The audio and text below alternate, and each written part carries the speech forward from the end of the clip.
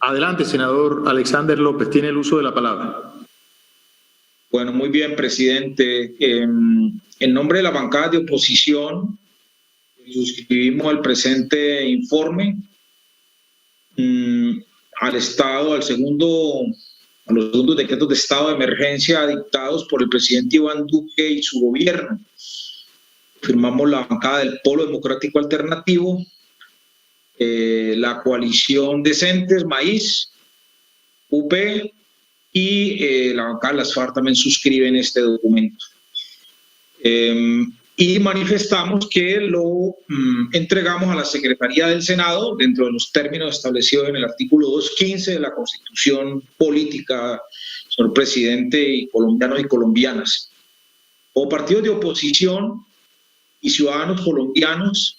presentamos nuestro análisis y nuestro balance por las decisiones adoptadas por el presidente Iván Duque y su gobierno mediante los decretos surgidos con ocasión de la segunda declaratoria de emergencia económica y social dictada el pasado 6 de mayo de 2020, los cuales se pueden traducir en acciones y decisiones que han sido devastadoras en términos sociales, económicos y sanitarios, que han profundizado aún más la desigualdad existente en nuestro país, el desempleo que venía en crecimiento antes de la pandemia y ha agudizado una inequidad social en nuestro país. Y sigue confirmando que el gobierno del presidente Iván Duque solo gobierna en favor de los grandes poderes económicos, especialmente aquellos poderes económicos que en su momento apoyaron y financiaron la campaña electoral para ser el presidente de la República, tal como reza en los informes presentados al Consejo Nacional Electoral. Así que hay un beneficio directo de estos decretos de emergencia económica a grandes poderes económicos en detrimento de una atención real a una crisis sanitaria y humanitaria que se vive en el mundo producto de la pandemia. En esta nueva declaratoria de emergencia, objeto de estudio, debo advertir que lamentablemente se profundizaron los errores en el manejo de la pandemia señalados en el primer informe presentado por nuestras bancadas. Pues pensábamos que se iba a retomar un nuevo rumbo y se iba a pensar definitivamente en la clase media, en los trabajadores, en los niños, en los jóvenes, en los estudiantes, y lo que ocurrió fue que la economía de nuestro país, según proyecciones de expertos, data un deterioro del 7.9% del Producto Interno Bruto para el presente año, siendo una cifra de estas menor a la que consideran grandes opinadores del mundo económico en el mundo. En 58% de los municipios existe actualmente un alto riesgo de que la primera infancia se encuentren en índices de desnutrición crónica, tal como lo advertimos en el primer informe, en donde a la fecha han muerto más de 120 niños por desnutrición. El desempleo, según FEDesarrollo, ha de ubicarse por las proyecciones que se ven en un 32% de desempleo en el país. La educación rural es prácticamente inexistente y la falta de conectividad en el sector rural y la precariedad de conectividad en el sector urbano, pues naturalmente nos indica que la educación para los más pobres de nuestro país es prácticamente inexistente. De la misma manera, debemos advertir que el gobierno no tomó las medidas para garantizar ese derecho fundamental a la educación para nuestros niños y para nuestros jóvenes. Debemos señalar también que en esta segunda emergencia continuó el manejo desigual e inequitativo a la hora de llegar los recursos a los más pobres y a los más necesitados. El 47% de colombianos independientes no recibieron ningún tipo de ayuda, ningún tipo de beneficio, ningún tipo de subsidio. Y el 68% de la población está situado en pobreza multidimensional, el 68%, lo cual es supremamente grave para el estado actual del país. De todas maneras, y ante esta situación, el gobierno del presidente Iván Duque ha sido inerte pues a pesar de que el mismo presidente en uno de sus teleprogramas advirtió falazmente de que había invertido 117 billones durante la pandemia, la CEPAL en su informe demuestra que la inversión en Colombia no ha superado el 2.5 del Producto Interno Bruto, lo que significa que no ha invertido más de 30 billones, de acuerdo a lo expresado por el mismo informe de la CEPAL. Para confirmar esta cifra, que debe investigar la Contraloría General de la Nación, el Observatorio Fiscal de la Universidad Javeriana reveló que este gobierno solo ha invertido en la pandemia y en lo social el 2.9 del Producto Interno Bruto y que la mayoría de esos recursos reposan hoy en el Fondo de Garantías, seguramente rindiendo utilidades para un sector financiero que sigue destruyendo a la clase media, a los pequeños y medianos empresarios del país. Igual como sucedió, y uno de los pocos ejemplos que podemos mostrar son cómo le entregaron más de 500.000 millones de pesos en menos de 6 meses con título de solidaridad al sector financiero, o los 6.000 millones que cobró ese sector financiero por servir de canal para hacer el pago miserable del subsidio de ingreso solidario. Aunado a esto, la improvisación del gobierno nacional y la falta de criterio jurídico al momento de expedir esos decretos legislativos, así como su ánimo de gobernar de manera autoritaria, quedó evidenciado por la Corte Constitucional al advertir que más de 10 decretos adolecen de inconstitucionalidad en su articulado y más de 8 adolecen de exequibilidad condicionada, lo que significa que la rigurosidad de la Corte está demostrando la alta improvisación del gobierno de Duque en materia legal, pero además de eso demuestra que estos decretos legislativos no llegaron a atender efectivamente a los sectores más vulnerables y más afectados con la pandemia. En materia sanitaria, las decisiones de Iván Duque han sido nefastas. En primer lugar, el decreto 749 de 2020 estableció 43 excepciones que aperturaron todos los sectores más productivos del país, haciendo nugatoria la efectividad del confinamiento, tirando a los trabajadores más débiles, más pobres a la guerra, entendiendo que el tal confinamiento no existió sino para las grandes clases altas, pero los más débiles, los más pobres, fueron obligados a contagiarse y salir a trabajar. De la misma manera, la implementación de los 2 días sin IVA, el 19 de junio y el 3 de julio, triplicaron las tasas de contagio, llevando al país a las aterradoras cifras que hoy tenemos hasta el día de ayer: 12.842 fallecidos y 390.000 contagiados, ubicando a Colombia como el 5º país con más fallecidos en las últimas 2 semanas por causas asociadas al COVID-19. Situación que puede agravarse teniendo en cuenta el grave informe del señor Procurador General de la Nación, quien advirtió la semana pasada que han represado más de 70.000 pruebas en 18 departamentos y la dilación hasta de 32 días en revelarse los resultados a las personas contagiadas. Las impertinentes decisiones de Iván Duque y su gobierno trajeron como consecuencia el desborde de la capacidad en infraestructura de salud a nivel nacional, llevándolas a casi un 100% de ocupación, en algunos de los casos al 120 y 130%. En muchos lugares de Colombia no se dotaron siquiera de las herramientas para combatir la pandemia, sometiendo así a un inminente riesgo a todos los colombianos. Y mientras esto sucede, al personal de la salud no les pagan sus salarios, no les pagan sus prestaciones, y las aseguradoras de riesgos laborales no cumplen con la dotación de elementos de bioseguridad y hasta el día de hoy siguen sin tener sus condiciones sanitarias para prestar un buen servicio. Las EPS, quienes han sido las grandes beneficiadas con los recursos de la pandemia y de los colombianos, han recibido el dinero, pero su situación es bastante cómoda, pues la responsabilidad se la tiran a las IPS y las EPS no cumplen con su función ni tomando las pruebas ni siguiendo los cercos epidemiológicos, que es su responsabilidad constitucional y legal, entregándole esta responsabilidad a las entidades territoriales que poco y nada pueden hacer para detener la pandemia, lo cual demuestra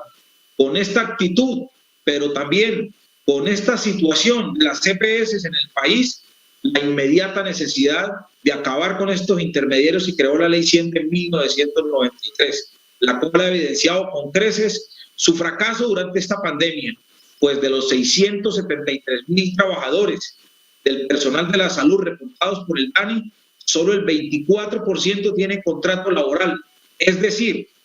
511,000 trabajadores de la salud tienen contrato de prestación de servicios tercerizados o otro tipo de vinculación laboral sin los más mínimos derechos establecidos en la Constitución y la ley.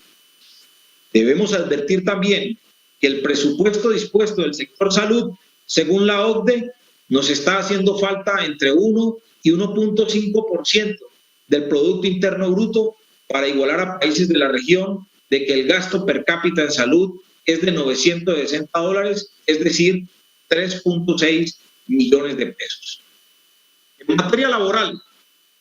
hemos visto cómo esta estrategia ha destruido progresivamente plazas de empleo ante un inexistente auxilio del gobierno, lo cual ha llevado a la destrucción de micros, pequeñas y medianas empresas en todo el territorio nacional. Empresas estas que solventaban el 97% del empleo formal. Aunado a ello, se suma el abuso institucional de Iván Duque, el cual, a pesar de tener una prohibición expresa en el artículo 215 de la Constitución Política, desmejoró los derechos sociales de los trabajadores a través del decreto 770 de 2020, el cual pospuso el pago de derechos ciertos e indiscutibles, como el pago de horas extras, de la primera prima de servicios del año,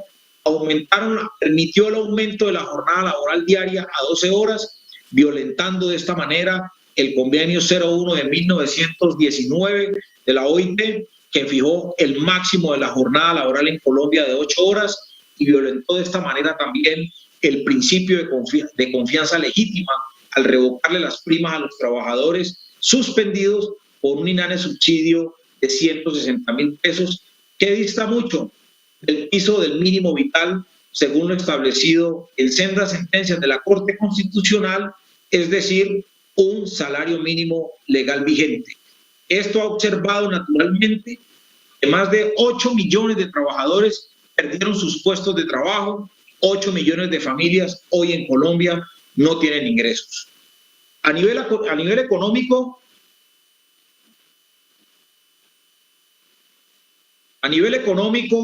en el análisis desarrollado por el Observatorio Fiscal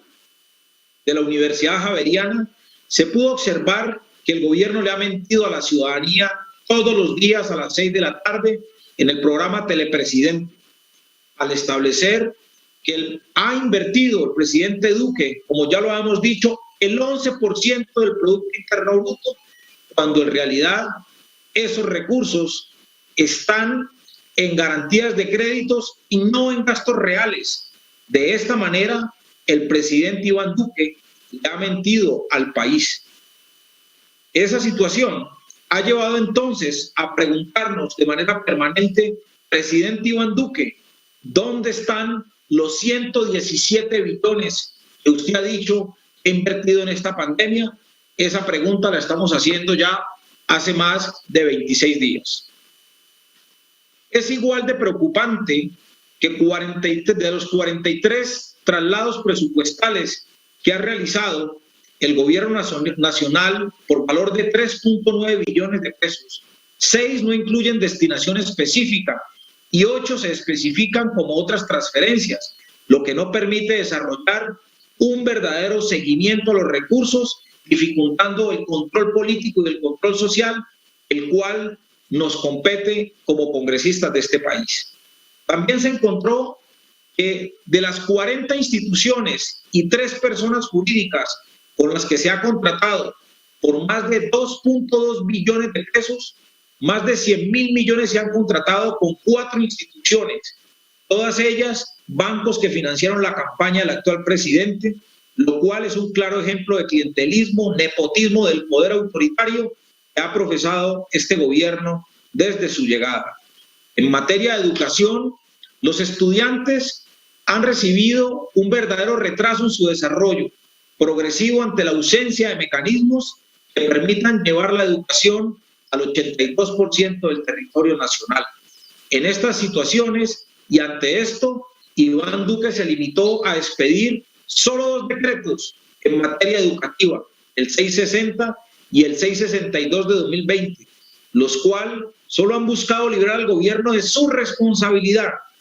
y garantizar la educación a nuestros niños, niñas y adolescentes, al descargar la responsabilidad de la toma de las decisiones a los colegios y al crear un modelo de crédito que deberá ser pagado a lo largo de los años por estudiantes que sueñan con acceder al derecho fundamental a la educación durante el curso de esta pandemia. Y en este sentido, la crisis ha dejado ver la necesidad apremiante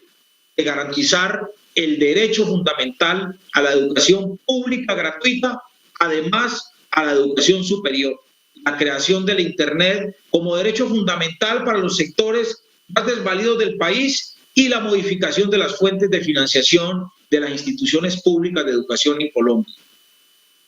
Respecto a las medidas adoptadas en materia de servicios públicos, encontramos que la expedición de los decretos 798, 799, 809 y el 819 de 2020, los cuales van dirigidos específicamente a las empresas y no a los usuarios. Lo advertimos porque el decreto 809 contempla medidas que son inconvenientes e ineficaces, toda vez que privilegian el acceso al crédito con mejores condiciones a las empresas de servicios públicos intervenidas, las cuales no trasladan oportunidades y derechos a los usuarios de los servicios públicos. Todo lo contrario, dan grandes oportunidades al mercado financiero con condiciones más beneficiosas para las empresas, para los bancos, en detrimento de los derechos de los usuarios de los servicios públicos. Este beneficio para el acceso al crédito no garantiza entonces la prestación real de los servicios públicos en el país, dado que no condicionan estos recursos para que sean del beneficio directo de los usuarios y por lo tanto se están utilizando en otros ítems de las empresas, naturalmente dejando por fuera los derechos de los ciudadanos. Resulta ridícula también la apertura y la venta de la participación accionaria de las sociedades inscritas en la Bolsa de Valores autorizada por el decreto 811. Entendemos que este decreto 811 es un gran mico que se le mete a la pandemia para poder enajenar y privatizar los activos más significativos, valiosos y vitales del Estado. En ese sentido, estamos hablando de la venta de las acciones de Ecopetrol, Cenit e ISA, que se traducen en una operación bursátil absurda e inadmisible para liquidar el patrimonio público de los colombianos, llevándonos inclusive a uno de los peores hechos de corrupción en nuestro país. En las actuales circunstancias de recesión económica y por culpa de la pandemia del coronavirus, sería un descaro insensato acto al salir a vender las acciones y nuestro patrimonio de estas empresas a un precio minúsculo, muy por debajo de su valor real, como sucederá entendiendo las condiciones económicas actuales y la caída monumental de los precios del barril. En materia social, lamentamos advertir que al revisar detalladamente los decretos expedidos, ninguno cuenta con enfoque diferencial, regional o tan siquiera inclusivo, lo cual se evidencia en que regiones del país como la del litoral pacífico, el Amazonas, solo cuentan con el 2.2% de las pruebas realizadas en nuestro país y el 1.7% de camas UCI a nivel nacional, lo cual deja clara una evidente y protuberante discriminación y racismo en el manejo de la pandemia, que deja por fuera a la Colombia profunda, que requiere acciones afirmativas inmediatas que garanticen el derecho a la vida y a la paz en su territorio. En materia étnica, no existen tampoco directrices diferenciadas a sujetos de especial protección constitucional, como son los pueblos indígenas, RUN, raizales, negritudes y campesinos, lo cual profundiza la segregación de estas comunidades respecto del tratamiento de las políticas públicas que siempre los han invisibilizado. Respecto a la seguridad y a la paz. Continúe, senador Alexander López, continúe, por favor. Gracias, 5 minutos, presidente, y termino, muy formal. Respecto a la seguridad y a la paz, desde la llegada del gobierno de Iván Duque, hace 2 años, se ha recrudecido la guerra en nuestro país y al parecer hemos retrocedido casi 2 décadas, pues pareciese que la realidad actual fuera la misma de 1999, en donde la guerra consumía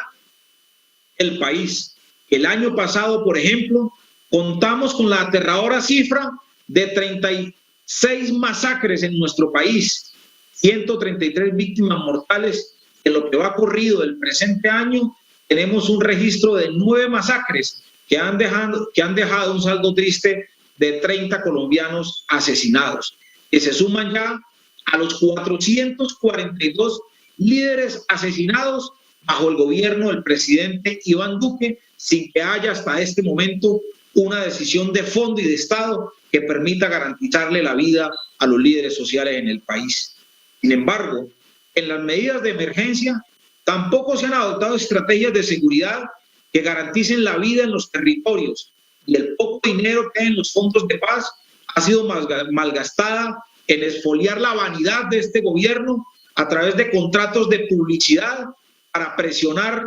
hasta ahora el inexistente presidente, que demuestran la desconexión del Ejecutivo con la grave crisis nacional que se vive en nuestro país. Corolario de lo anterior, una buena parte de los decretos se remiten a modificar, ampliar o extender la vigencia de medidas de los que fueron emitidos bajo la emergencia del decreto 417 de 2020. Esto implica que se sigue manteniendo la tendencia a la generación de ayudas especialmente económicas a los más poderosos, descuidando los aspectos de la emergencia sanitaria asociados a la salud y a los trabajadores colombianos, los cuales son los más afectados por esta pandemia. En ese sentido, desde el sector alternativo,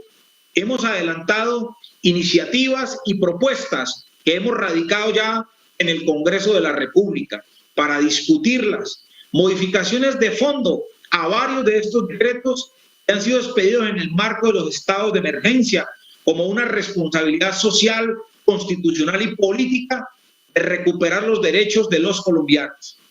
Estas iniciativas son muestra de nuestro interés como oposición política de trabajar por el bienestar de la ciudadanía. Dichos proyectos revierten lesivas medidas como las contenidas en el decreto 770 que violentan los derechos de los trabajadores, como el decreto 811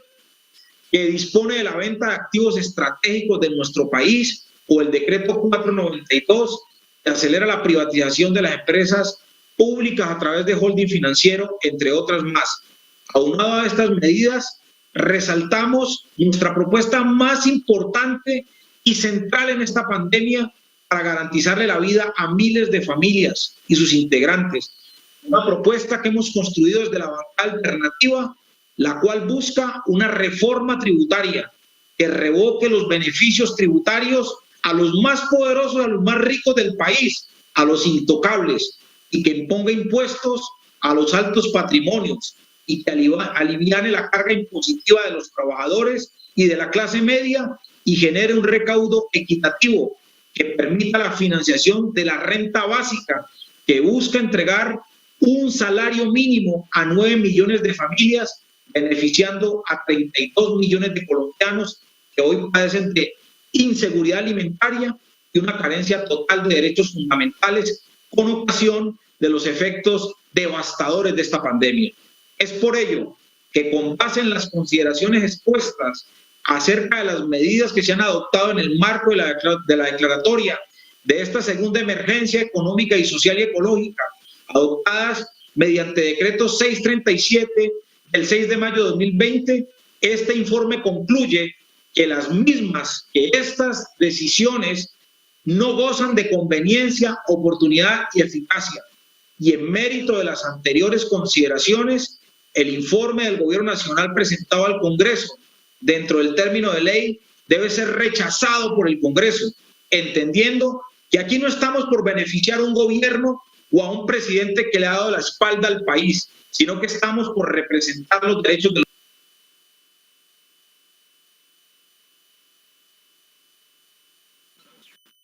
Para que termine, senador Alexander López. Un minuto.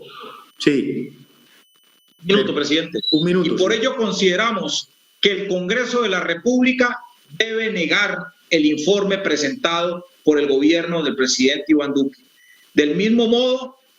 hago un enérgico llamado a los entes de control para que a través de su responsabilidad constitucional garanticen los derechos humanos de la población que hoy se encuentran en grave riesgo de degradación y en peligro de muerte con ocasión del abandono estatal. Pero también hago un llamado a los órganos de control para que investiguen dónde están y en qué se invirtieron los, entre comillas, 117 billones que dijo el presidente Iván Duque que invirtió en esta pandemia y que hoy no aparecen por ningún lado. Gracias, señor presidente. Gracias, senador Alexander López. Entonces continuamos con el...